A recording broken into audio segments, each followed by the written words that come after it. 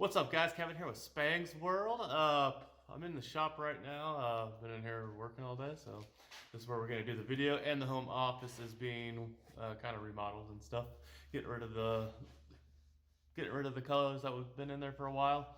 But anyways, Polaris just dropped the Pro R and the Turbo Pro R in a 2-seat and a 4-seater models, which now you don't have to wait like in the past where they would release the 2-seater and then they would about 4 or 6 months later they would release a 4-seater model. Anything going off of the Hoonigans video, one of the biggest things you could see, and Polaris has some videos on their YouTube channel and stuff of this already with the beefed up suspension, going from their old suspension to what's on here now, kind of a box style A-arms and stuff. They look stronger.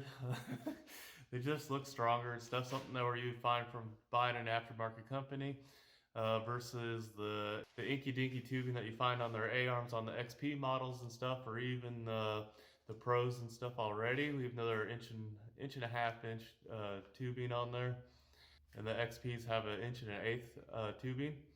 Not 100% sure on the wall thickness on there. I believe it's around a 0.95, but never cut one open to see.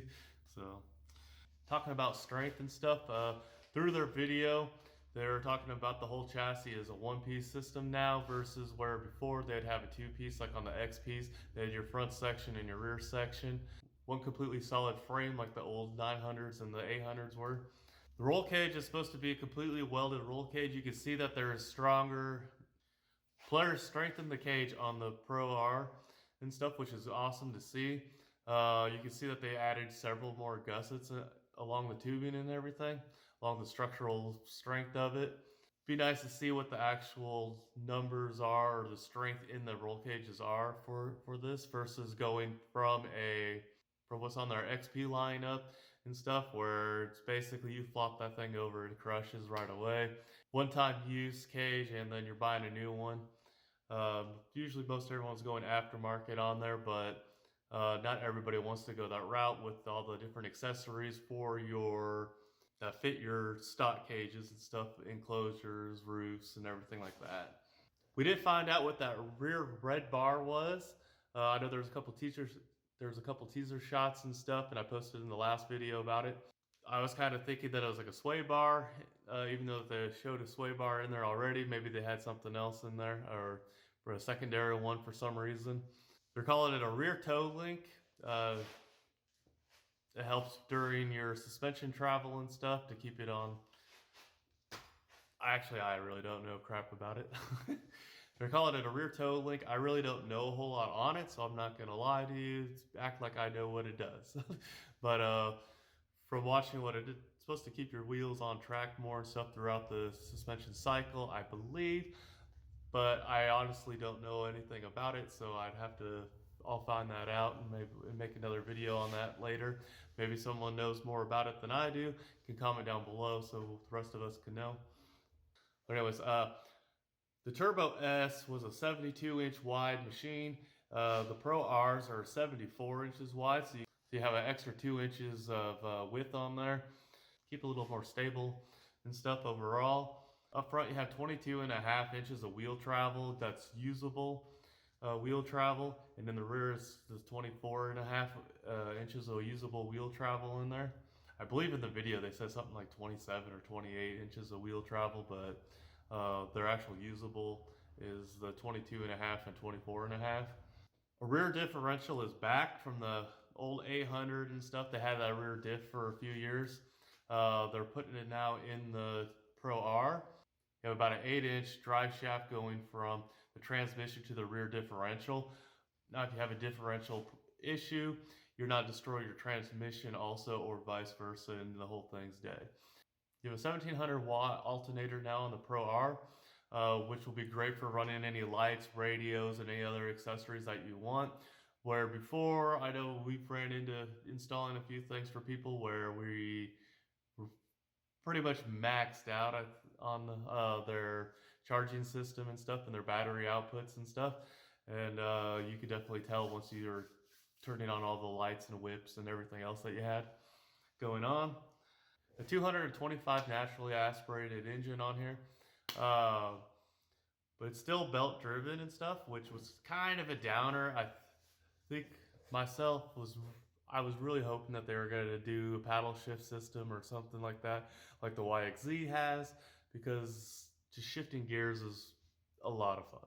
So for the guys who like to do that, I know a lot of the trail riders who are out there just out there enjoying the trails and stuff. They might not want to be shifting gears and stuff, but any chance that I have, I like to hammer down and stuff and go for it. Now the big thing is pricing on these. These are getting up there where you could almost either A, buy a Jeep Wrangler, or you can buy the Polaris Pro R, depending on what model you want and stuff. That's what I'm comparing it to. I know I've had several conversations with people where without the side-by-side being street legal and stuff, what would be better, either a Jeep or side-by-side and stuff? And then I know a side-by-side's way funner on the trails and stuff, just in a stock format and stuff for us Midwest, East Coast guys and stuff. When you're going up to Windrock and stuff and you're passing a group of Jeeps and stuff that are going 5-10 miles an hour on the trails and stuff, and you're blowing by them doing like 20-30 miles an hour or more. But hopefully you're not being a dick when you're doing it, but everyone's out there to have fun. For the Pro R, for a 2-seater, it's starting off at for the base model starting off at $31,999, which is up there already with some of the pricing and stuff, but with what's going on in today's world and stuff, that's really not too bad for that. Myself, I'm more of a base model guy and stuff. I don't need all the bells and whistles for everything else. I'd rather just get the motor and everything that comes in it, because it's the same thing across the board. And then I'm going to be adding my own accessories and stuff to it, and shocks and everything, getting shocks revalved and whatnot. That's just what I like to do. Then if you go up there at the top of the price line, you're looking for the 2-seaters. You're looking at $40,999 on there. So basically $41,000 plus taxes, titles, and fees, and anything else they want to put on there. Now, in my opinion, that's getting up there in prices and stuff, but if you want all that bells and whistles and you like that, then have at it. For the 4-seater Pro R, they're starting at $35,999 for the base model, and then for their ultimate and top of the line one, it goes all the way up to $45,999 plus fees, taxes, titles, whatever. So you're getting fairly close. By the time you're done with this thing, you're almost looking at a $50,000 side-by-side now. Now for the Turbo Pro R, for the base model, you're at $25,999, and then for the unlimited, you're looking at another 10 grand basically at $35,999. My biggest thing with the Turbo Pro R, because the horsepower stays the same as the Pros already, but they're adding a lot of strength and weight to it and stuff. And I know there's been a few comments and stuff on it, even on the last video, about how heavy this is going to be. I think the Turbo Pro R, without a tuner or anything, it's going to be a little bit more sluggish than what the Pro R is going to be. There's going to be a little bit of extra weight and stuff. I don't think it's going to be that bad. I don't think it's going to be that bad and stuff. I think for the Turbo Pro R, you're probably only looking at somewhere between 50 to 100 pounds heavier. Now for the Pro R, with this 4-cylinder motor and stuff in there, with the new 4-cylinder motor, the rear, God, I can't say rear differential either. With the 4-cylinder motor, the rear differential, the longer wheelbase on it, with the longer wheelbase, looks like they added a lot more gusseting and strength to the cage and chassis, the frame and everything to it. You're probably looking at somewhere between 150 to 200 pounds heavier. Actually, we could probably look it up.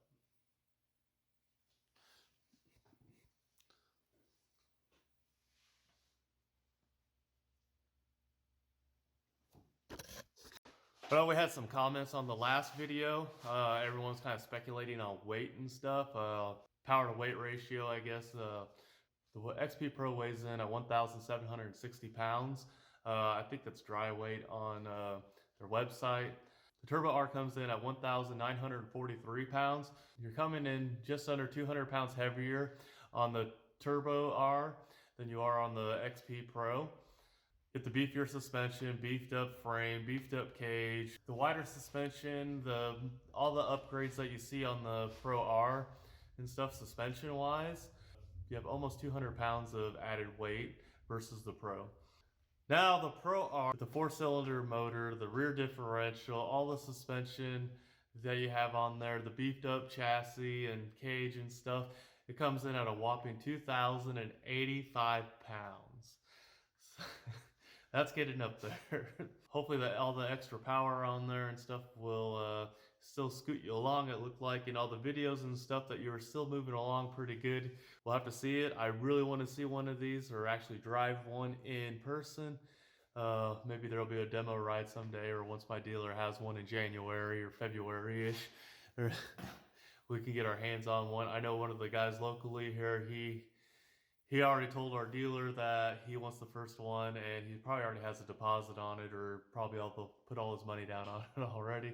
So maybe we can get with him once he has it and do a walk around video, or if somebody else ends up getting one beforehand. You never know. King of the Hammers is coming up. It's right around the corner. We might be able to score a walk around video while we're out there. At least that's what we're planning on doing. So we'll see what happens. Probably wrap up this video here. We do have more stuff coming down the pipe and stuff. King of the Hammers prep is getting started here. We have some new stuff coming along for that. A couple new teams that we are going to be following, and we will be at the race this year. I promise you that. Pre-running, I'm not 100% sure on if I'll be able to go out for that or not. We have a couple people going out here in a couple weeks and stuff. It'll be awesome if I can jump in with them. They already invited me. I just don't know if I can get things to line up with on my side to go out there. But yeah, King of the Hammer stuff is coming out next. So stay tuned. Like, subscribe, do all that, whatever you want to do if you like the video. But we'll see you on the next one. Peace.